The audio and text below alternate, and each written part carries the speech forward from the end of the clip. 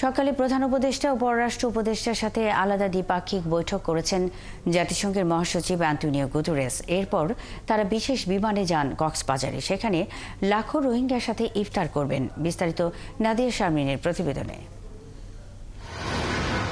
শুক্রবার সকালে রাজধানীর হোটেল ইন্টারকন্টিনেন্টালে যান পররাষ্ট্র উপদেষ্টা এম তৌহিদ হোসেন ও প্রধান উপদেষ্টা রোহিঙ্গা ও অগ্রাধিকার ইস্যু বিষয়ক বিশেষ দূত ডক্টর খলিলুর রহমান। তাদের সাথে প্রথম বৈঠক করেন জাতিসংঘের মহাসচিব। এরপর যান প্রধান উপদেষ্টার কার্যালয়ে। সেখানে আরেকটি দ্বিপাক্ষিক বৈঠকে বসেন আন্তোনিও গুতেরেস। তাদের আলোচনায় বিশেষ গুরুত্ব পায় বাংলাদেশের গণতন্ত্রের উত্তরণ, রোহিঙ্গা ইস্যু এবং মানবাধিকার। বৈঠকের পর সেখান থেকে তারা বিশেষ বিমানে রোহিঙ্গাদের দেখতে কক্সবাজার যান। সেখানে দুর্যোগ ব্যবস্থাপনা ও ত্রাণ উপদেষ্টা ফারুকী আজম অভ্যর্থনা জানান তাদের। দিন শেষে তারা লাখো রোহিঙ্গার সঙ্গে ইফতারের আয়োজনে যোগ দেবেন। এর আগে রোহিঙ্গা লার্নিং সেন্টার ও রোহিঙ্গা কালচারাল সেন্টার, পাট উৎপাদন কেন্দ্র ঘুরে দেখবেন তারা।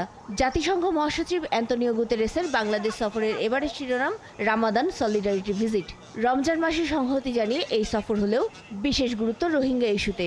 কক্সবাজারে ইফতার শেষে ঢাকায় ফিরে শেষ হবে তার বাংলাদেশ সফরের দ্বিতীয় দিন।